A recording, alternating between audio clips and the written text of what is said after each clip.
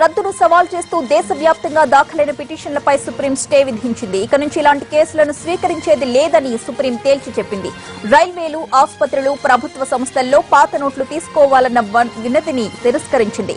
నోట్ల రద్దుపై నిర్ణయం కేంద్ర ప్రభుత్వానిదే అని సుప్రీం స్పష్టం చేసింది. పిటిషన్లపై విచారణను 5 సభ్యుల ధర్మాసనానికి బదిలీ చేసింది.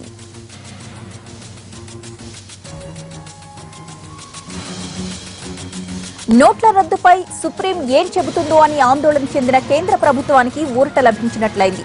ఈ కేసు కారణంగానే ఒకానొక దశలో ఆర్బీఐ చట్టానికి మార్పులు చేయాలని కేంద్ర ప్రభుత్వం ప్రయత్నించింది. అయితే ఇది ప్రభుత్వ వ్యవహారమని సుప్రీం తేల్చేయడంతో మోడీ సర్కార్ ఊపిరి పీల్చుకుంది. ఇలాంటి పిటిషన్లను ఇక తీసుకోవద్దని కింది కోర్టులకు సుప్రీం ఆదేశించడం ప్రభుత్వంలో జోష్ ని నింపింది. ఈ వ్యవహారాన్ని 5 సభ్యుల ధర్మాసనానికి బదిలీ చేసినా ప్రభుత్వ నిర్ణయాన్ని ధర్మాసనం తప్పుపట్టే పరిస్థితి ఉండదని న్యాయ నిపుణులు అంటున్నారు. అవసరమైతే సలహాలు, సూచనలు ఇవ్వడమే తప్ప నోట్ల రద్దు నిర్ణయాన్ని వెనక్కు తీసుకునే పరిస్థితి ఉండదని నిపుణుల్లో అభిప్రాయం వ్యక్తమవుతోంది.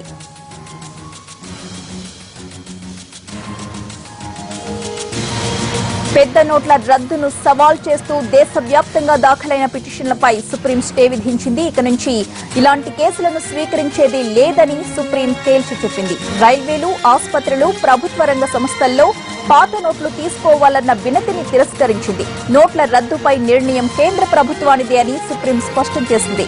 పిటిషన్లపై విచారణను 5 సభ్యుల ధర్మాసనానికి బదిలీ చేసింది.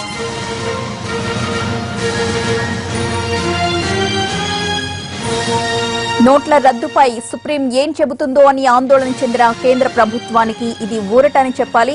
ఈ కేసు కారణంగానే ఒకానొక దశలో ఆర్బీఐ చట్టానికి మార్పులు చేయాలని కూడా కేంద్ర ప్రభుత్వం ప్రయత్నాలు చేసింది. అయితే ఇది ప్రభుత్వ వ్యవహారమని సుప్రీం తేల్చి చెప్పడంతో మోడీ సర్కార్ కాస్త ఊపిరి పీల్చుకుంటోంది. ఇలాంటి పిటిషన్లను ఇక తీసుకోవద్దని కింది కోర్టులకు సుప్రీం ఆదేశించడం ప్రభుత్వంలో జోష్ నింపింది. ఈ వ్యవహారాన్ని 5 సభ్యుల ధర్మాసనానికి బదిలీ చేసినా ప్రభుత్వ నిర్ణయాన్ని ధర్మాసనం తప్పుపట్టే పరిస్థితి ఉండదని న్యాయ నిపుణులు అంటున్నారు.